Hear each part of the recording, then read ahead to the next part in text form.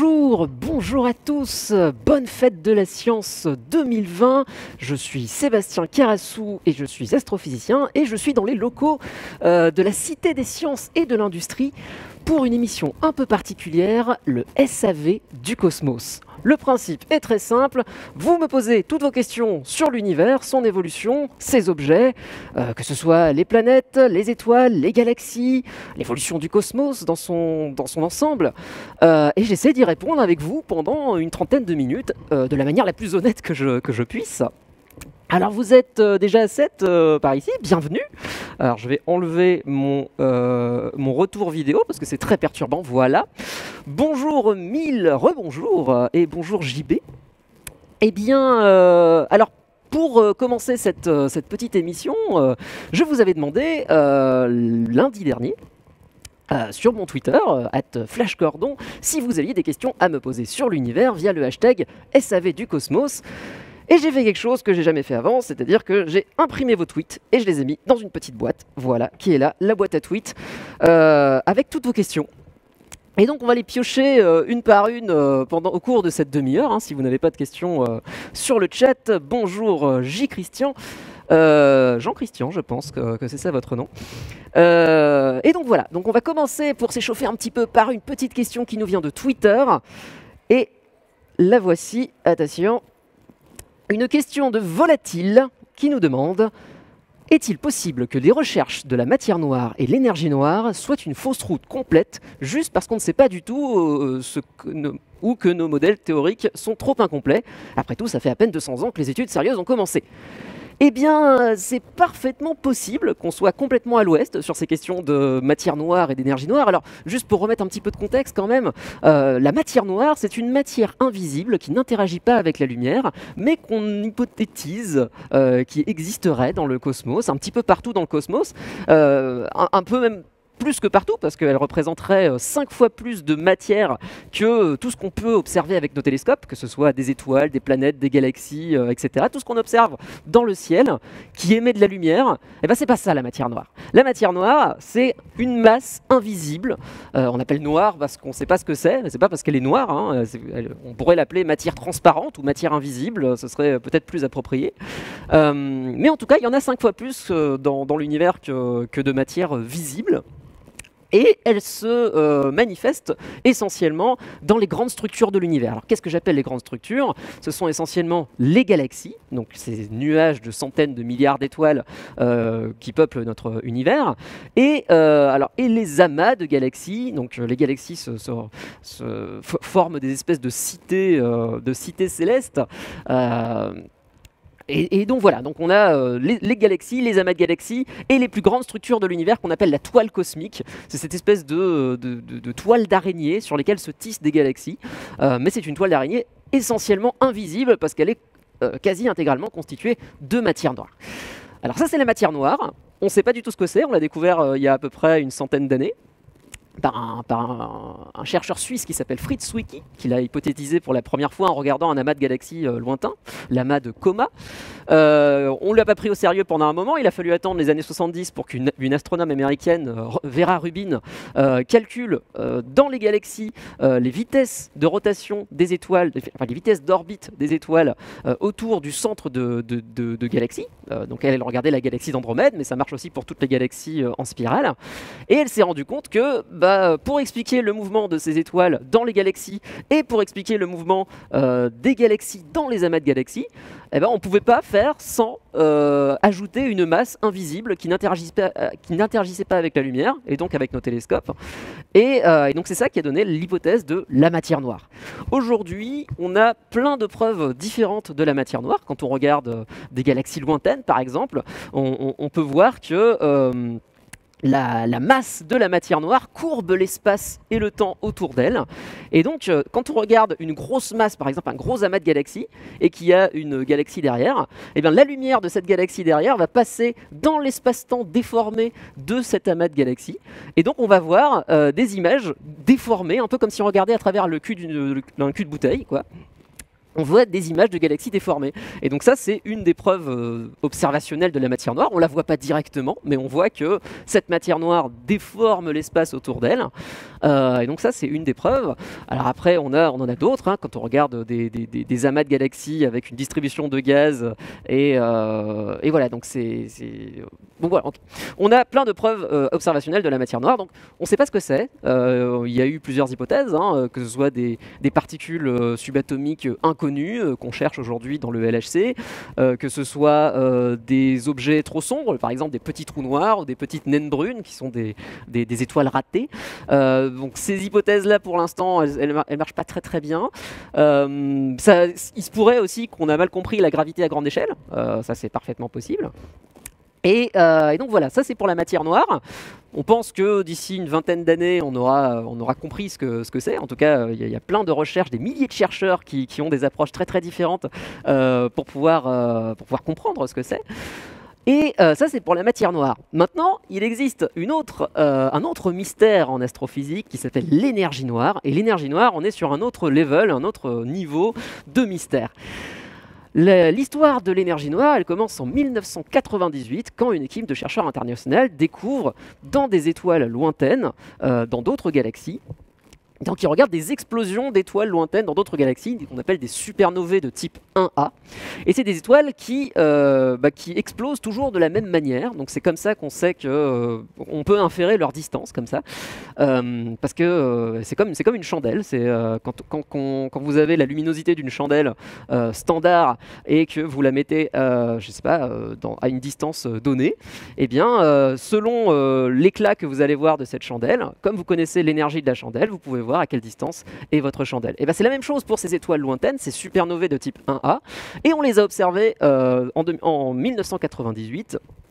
Et le problème, c'est que ces étoiles, qui étaient situées dans des galaxies très lointaines, montraient que l'univers, non seulement il s'étend depuis 13,8 milliards d'années, mais depuis environ 6 milliards d'années, 5-6 milliards d'années, son expansion s'accélère. Et ça a été une révolution dans notre compréhension du cosmos, parce que jusqu'à présent, on pensait que le futur de l'univers, ce serait, on aurait une expansion initiale, et puis ensuite, l'univers s'effondrerait sur lui-même, j'en ai déjà un peu parlé hier. Mais aujourd'hui, on pense que l'univers continue de s'étendre et accélère son expansion au fil du temps. Et ça, on ne sait absolument pas pourquoi. Et le nom qu'on met derrière cette ignorance, c'est l'énergie noire, ou l'énergie sombre, dark energy en anglais. Et ça pourrait être n'importe quoi. Ça pourrait être une énergie du vide qu'on aurait mal quantifiée encore, parce que quand on regarde les théories qui concernent l'infiniment petit, la quantité d'énergie du vide qu'on infère, elle est 10 puissance 70 fois plus élevée ou moins élevée que celle qu'on infère quand on regarde les distances des galaxies qui s'éloignent de plus en plus vite. Donc il y a des physiciens qui appellent ça la plus grosse erreur de la physique moderne. Donc aujourd'hui, c'est le plus gros mystère de l'astrophysique, cette énergie noire qui représente 68% du contenu énergétique et massique du cosmos, et on ne sait pas du tout ce que c'est. Donc ça pourrait vouloir dire qu'on n'a absolument pas compris comment la gravité se comporte à très très large échelle. Il se pourrait qu'il y ait une forme d'énergie dans le vide lui-même, que le vide ne soit pas vraiment vide. Il se pourrait plein de trucs, c'est juste que pour l'instant, on n'en sait rien, et c'est pour ça que les chercheurs cherchent. Donc voilà, j'espère avoir répondu à ta question volatile. Merci beaucoup. On a d'autres remarques sur le chat. Question de Jean-Christian. Pourquoi la matière noire influence-t-elle le mouvement des galaxies et amas de galaxies et pas le mouvement des planètes dans le système solaire, même juste un tout petit peu? Alors en fait, on ne sait pas vraiment, parce qu'on ne sait pas ce que c'est la matière noire, hein, tout simplement, mais on sait que ça agit à trop large échelle en fait, pour agir sur les mouvements des planètes, des galaxies, des étoiles, et même des atomes, etc. On ne sait pas. Peut-être que c'est quelque chose de beaucoup trop dilué, peut-être que ça agit, ça agit à des échelles trop grandes. On ne sait pas pour l'instant. Donc je vous donne rendez-vous dans 20 ans, quand on en saura plus sur la nature de la matière noire, pour savoir pourquoi elle n'agit pas sur des échelles beaucoup plus petites. Aujourd'hui, les manières dont on se sert pour pouvoir comprendre la dynamique de la matière noire, c'est qu'on prend des simulations informatiques. Donc on va littéralement simuler l'univers dans un ordinateur, donc dans un supercalculateur. On va prendre toutes les lois de la physique qu'on connaît, on va les coder. On va coder comment la gravité fonctionne, comment la physique des gaz fonctionne, comment les étoiles fonctionnent, comment elles vivent, comment elles meurent, comment est-ce que quand elles meurent, elles éjectent du gaz et elles injectent de l'énergie dans la toile cosmique. Et on va simuler l'univers comme ça, faire un univers virtuel. Et aujourd'hui, la matière noire, on la simule en fait par des petits points de masse. Alors c'est un peu plus complexe que ça évidemment, mais c'est juste un point qui a une masse et donc qui agit par la gravité avec les autres points autour de lui. Et donc on fait des nuages comme ça de matière noire qui se structurent au fil des milliards d'années virtuelles. Et donc ensuite, voilà, les astrophysiciens qui font ça, ils lancent leur simulation à partir de conditions initiales qui sont basées sur l'observation du fond diffus cosmologique. Rappelez-vous, j'en ai parlé hier. Ils laissent ça pendant plusieurs milliards d'années virtuelles et ils regardent ce qu'il en sort. Est-ce qu'il en sort des galaxies? Est-ce qu'il leur sort des étoiles? Est-ce qu'il sort des amas de galaxies? Et à quel point ces galaxies et ces amas de galaxies correspondent aux vraies galaxies et amas de galaxies qu'on observe dans l'univers avec nos télescopes. Et c'est comme ça aujourd'hui que les astrophysiciens font pour essayer de mieux comprendre l'évolution de notre univers. Évidemment, on en est encore loin, mais on y va. Donc merci pour la question J. Christian. Alors on va partir sur une petite question en provenance de Twitter. On a une question de Sébastien Ripoll qui me demande: est-ce que tu as une hypothèse ou juste une idée qui te séduit concernant ce qu'il pourrait y avoir avant notre Big Bang? Alors la question elle est super intéressante parce que la notion même d'avant le Big Bang elle est super controversée. Je vous explique. La manière dont on sait aujourd'hui qu'il y a eu un Big Bang, elle nous vient de trois preuves observationnelles, alors 3 indices observationnels plus précisément. Alors le premier indice, il est arrivé dans les années 20, quand un astronome américain, Edwin Hubble, a observé que quand il regardait des galaxies très très lointaines, eh bien, ces galaxies, elles rougissaient, mais elles rougissaient proportionnellement à leur distance. Donc plus elles étaient loin, plus elles rougissaient. Et ce rougissement caractéristique des galaxies, en fait, il correspond à ce qu'on appelle l'effet Doppler. C'est la même chose que ce qui se passe quand vous avez une ambulance qui arrive perpendiculairement à vous, qui fait niaou. Et en fait, les ondes sonores qui arrivent vers vous au moment où l'ambulance passe devant vous, eh bien, elles sont comprimées quand l'ambulance s'approche de vous et elles sont dilatées quand l'ambulance s'éloigne de vous. Et il se passe exactement la même chose avec la lumière, c'est-à-dire que quand un objet s'approche très très vite de vous, sa lumière va se mettre à bleuir et quand il s'éloigne de vous, sa lumière se met à rougir. Et donc c'est ce rougissement caractéristique des galaxies qui a permis à Hubble de dire: ces galaxies-là, elles ne sont pas juste en train d'être fixes sur la toile de l'univers, elles s'éloignent au fil du temps. Elles s'éloignent de nous au fil du temps. Et en fait, elles s'éloignent les unes des autres au fil du temps, enfin, si elles sont suffisamment lointaines. Ça a été une révolution. C'était la première observation qui nous permettait de dire que l'univers il s'étend. Et s'il s'étend, ça veut dire que si on repasse le film à l'envers, les galaxies se rapprochent, et ça devrait donner, à un moment donné, dans l'histoire de l'univers, toute la matière de l'univers devrait être réunie dans un point. Le cosmologiste Georges Lemaître, il parlait d'atomes primitifs. Donc on aurait tout au même point. Alors aujourd'hui on ne pense pas que c'est un point localisé dans l'espace, mais que ce serait toute la matière de l'univers qui serait littéralement au même endroit. C'est-à-dire qu'il n'y a pas d'extérieur à l'univers, ce serait juste toute la matière serait comprimée voilà. Si l'univers est infini par exemple, au moment du Big Bang, l'univers il serait toujours infini, mais les distances entre les objets seraient quand même nulles. Donc je vous laisse imaginer ça, c'est pas du tout intuitif.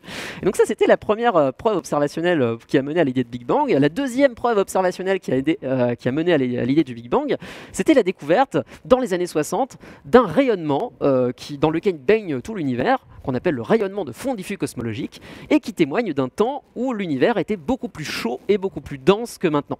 Donc ça a été une grosse révolution aussi dans les années 60.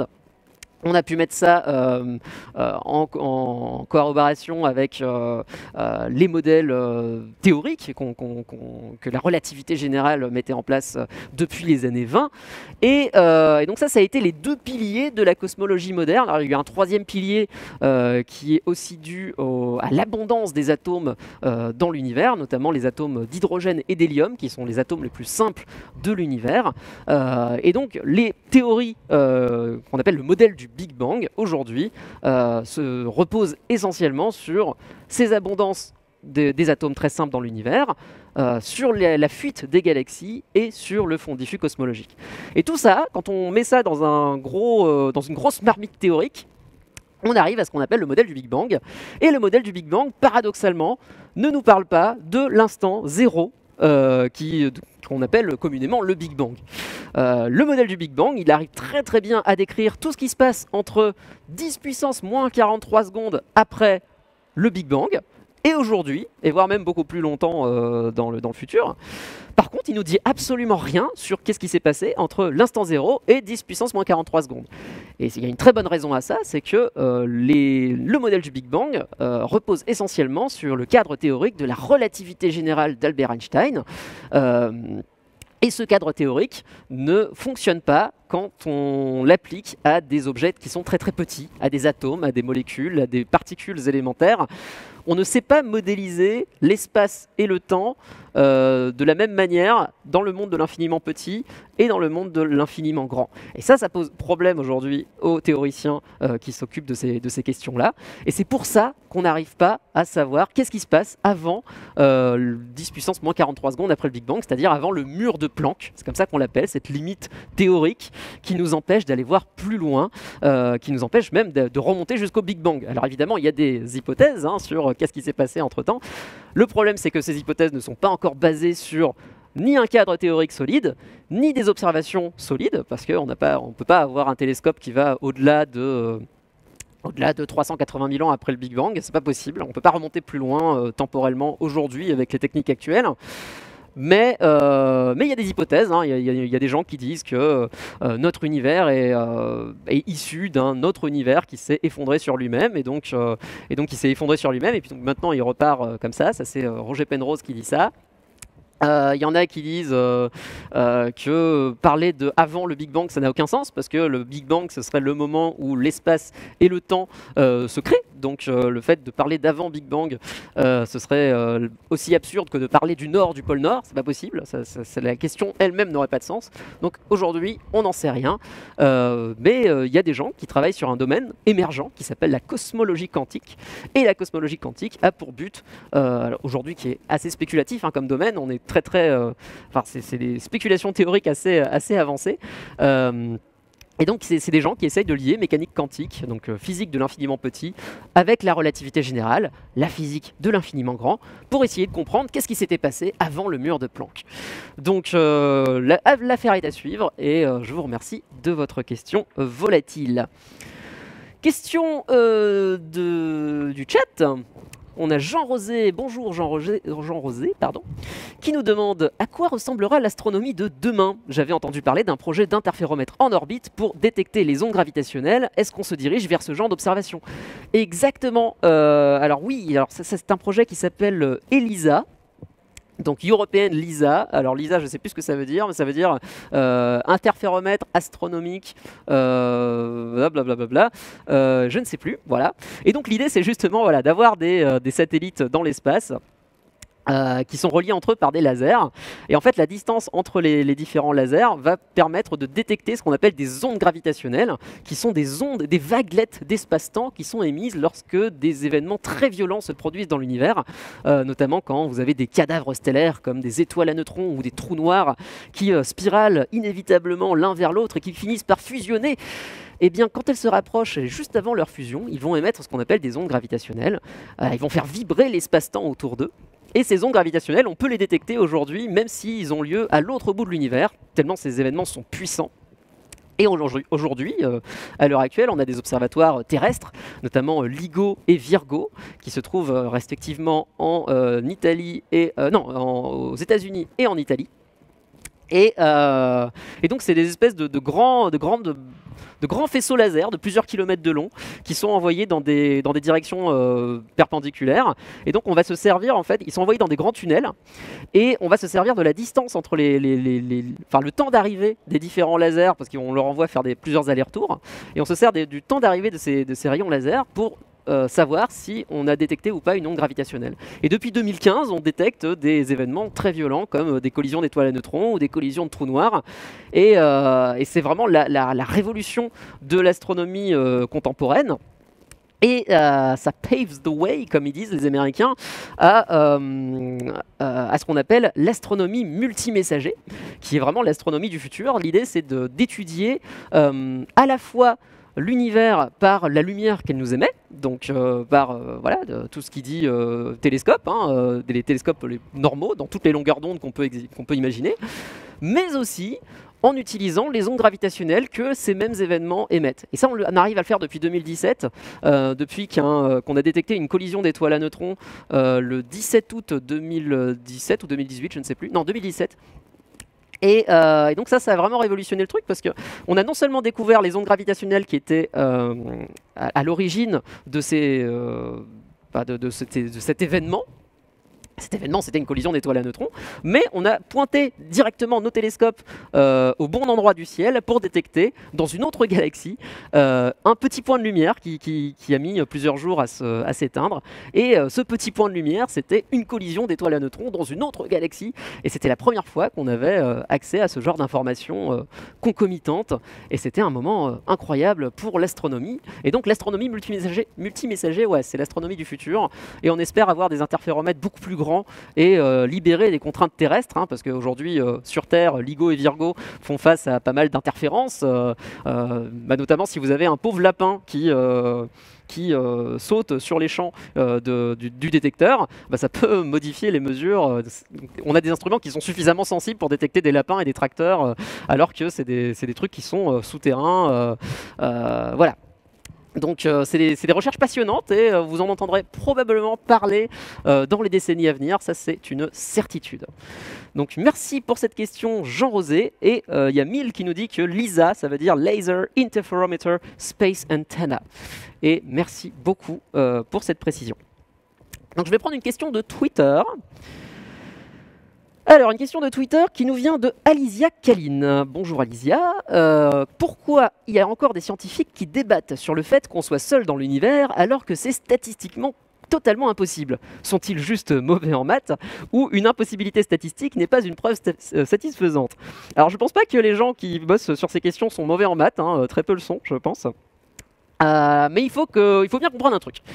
La plupart des gens La plupart des exobiologistes, donc des chercheuses et des chercheurs qui travaillent sur l'émergence de la vie dans le cosmos, sont d'avis que la vie est probablement quelque chose d'assez commun dans l'univers. Ça, c'est leur croyance. Leur croyance, elle se base sur des faits. Et ces faits, qu'est-ce qu'ils sont, ces faits? Eh bien, ces faits, ils sont par exemple que les briques de base du vivant, on les trouve partout dans l'univers. Qu'est-ce que j'appelle les briques de base du vivant? C'est ce que j'appelle les acides aminés, qui forment les protéines, qui forment tout ce qui fait de la chimie dans votre corps. Ce sont les nucléobases, donc les barreaux de l'échelle de l'ADN. Ce sont les molécules de gras, par exemple. Et donc tout ça, c'est ce qu'on appelle des biomolécules. Et ces biomolécules sont les précurseurs des molécules de la vie. Donc si on a un environnement qui soit viable pour mélanger toutes ces briques de base pendant suffisamment longtemps, on devrait arriver à l'émergence de la vie un jour. Alors un jour, on ne sait pas exactement quand, parce qu'on ne sait pas faire ça. Il ne suffit pas de prendre une grosse boîte, mettre tous ces trucs dedans, et attendre quelques centaines d'années. C'est pas possible. La vie sur Terre a mis plusieurs centaines de millions d'années à apparaître à partir du moment où on a eu des océans, ce qui est que dalle par rapport au temps géologique, parce que la Terre a 4,5 milliards d'années en termes d'âge. Mais on ne sait pas dans quelles conditions ça s'est fait. Et donc, autant on peut être très optimiste sur le fait que les briques de base du vivant sont très communes dans l'univers, et l'eau aussi est très commune dans l'univers, on en trouve partout, on en trouve sur les comètes, on en trouve dans des lunes glacées, on en trouve dans des nuages interstellaires, dans des galaxies lointaines même. Par contre, on en trouve très peu sous forme de liquide, et la Terre est aujourd'hui, à ce jour, la seule planète de l'univers connu à abriter des océans d'eau liquide à sa surface. Ça va peut-être changer dans quelques décennies, mais pour l'instant, les preuves observationnelles qu'on a, c'est ça. Après, on peut se dire, les lois de la physique sont les mêmes ici et dans le reste du cosmos, donc s'il y a de la vie ici, pourquoi il n'y aurait pas de vie ailleurs? Et oui, certes. Mais le problème, c'est que comme on n'a qu'un seul échantillon de vie sur Terre, la vie n'est apparue qu'une seule fois, ou en tout cas c'est ce qu'on sait à l'heure actuelle, c'est ce qu'on pense savoir à l'heure actuelle, mais on ne peut pas faire de généralité à partir d'un seul échantillon. Statistiquement, en fait, vous parliez de statistiques, d'impossibilités statistiques, on ne peut pas faire des probabilités avec un échantillon de 1 qui soit fiable. Ou alors, ce qui veut dire que la vie aurait pu être un accident statistique à l'échelle de l'univers tout entier. Imaginons par exemple que la vie a dû faire face à des obstacles immenses pour arriver et que ces obstacles ont été franchis un par un dans l'histoire de la Terre, dans la Terre primitive. Et donc, imaginez que les conditions qui ont permis l'apparition de la vie sur Terre aient été extrêmement spécifiques. Qu'il fallait, je ne sais pas, une température très spécifique, une pression très spécifique, des conditions de salinité très spécifiques, qui n'arriveraient qu'une seule fois dans toute l'histoire de l'univers. C'est possible, c'est une possibilité. C'est pas forcément probable, mais c'est possible. Et ça se base sur l'ignorance qu'on a de comment est-ce que la vie est apparue sur Terre. Et donc si on veut savoir si la vie est un processus commun dans l'univers, il faudrait qu'on détecte un autre échantillon de vie ailleurs.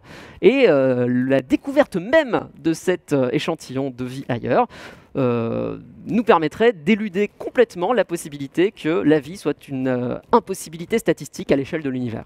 Donc ça nous rendrait instantanément beaucoup plus optimistes. Mais c'est le fait qu'on n'a pas encore découvert de vie ailleurs qui nous fait dire que, au moins, on garde cette hypothèse, qu'on soit vraiment seul dans l'univers. Il y a peu de chercheurs qui y croient aujourd'hui, qu'on soit seul dans l'univers, mais les faits nous disent que c'est aussi une possibilité. Donc à suivre. Et là encore, il y a des recherches passionnantes. Vous pouvez regarder l'émission d'hier, le SAV du Cosmos d'hier, j'en parlais un petit peu aussi, pour en savoir un petit peu plus sur les conditions d'habitabilité du système solaire notamment. Et donc voilà, merci pour ta question, Alicia Kalina. Question de Jean Rosé.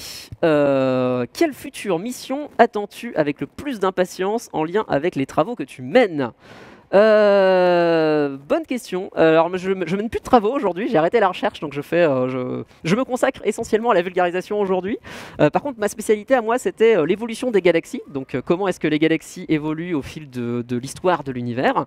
Et il y a plusieurs missions qui sont soit en cours, soit qui vont arriver dans pas longtemps. Moi, j'attends beaucoup la mission SKA. Donc c'est un projet de le SKA, le Square Kilometer Array, qui est un projet entre l'Afrique du Sud et l'Australie, dont l'idée c'est d'avoir des énormes antennes reliées entre elles par interférométrie. Je vois que vous connaissez le mot, donc je peux le balancer. Et en fait, ce sera le plus grand réseau de radiotélescopes du monde quand il sera terminé dans les années... alors, je ne sais plus dans quelles années d'ailleurs, la construction a déjà commencé. Et l'idée, c'est qu'avec le SKA, on va pouvoir avoir les premières images des premières étoiles de l'univers. Donc ça, pour l'instant, c'est une frontière observationnelle de l'astrophysique aujourd'hui, de voir naître les premières étoiles, parce que plus on regarde loin, plus on regarde dans le passé. Mais regarder très très loin, la naissance des premières étoiles, c'est vachement dur et ça demande de voir dans des longueurs d'onde qui ne sont pas les longueurs d'onde visibles avec nos yeux. Il faudrait regarder des ondes radio. Et donc avec le SKA, on va pouvoir probablement voir les premières étoiles de l'univers naître. Il y a environ 100 millions d'années après le Big Bang, 100, 200, on ne sait pas encore trop. Mais en tout cas, ça va être la prochaine révolution en astronomie, quoi. C'est la prochaine génération de télescopes et de radiotélescopes. Ça s'annonce absolument fascinant. En tout cas, merci pour ta question, Jean Rosé. 2027 pour le SKA. Merci Bill. C'est bien de me fact-checker en direct, j'aime bien. Continue à faire ça. Donc, il est déjà 16h, c'est passé extrêmement vite. Merci à tous pour vos questions. Vous avez été, encore une fois, absolument géniaux. Vos questions ont été géniales. Alors, on a une dernière question, alors peut-être de Diallo Boubacar qui demande: existe-t-il un danger sur la course satellite dans un but militaire? Alors, il existe probablement un danger, mais mais il y a plusieurs dangers. Hein. Le développement d'armes atmosphériques au-dessus de l'atmosphère, ce serait effectivement un danger pour les populations, hein, pour les citoyens. Donc si vous avez l'intention de vous battre contre ça, faites-le. Voilà, merci. Et donc voilà, donc merci, voilà, qui conclut de manière un peu moins poétique que ce que j'imaginais cette émission, ce SAV du Cosmos. Je suis Sébastien Carassou, vous pouvez me retrouver sur les réseaux sociaux @flashcordon sur Twitter et sur YouTube, sur la chaîne YouTube du Sense of Wonder. Sur ce, je vous remercie infiniment de votre attention et je vous souhaite une bonne fête de la science.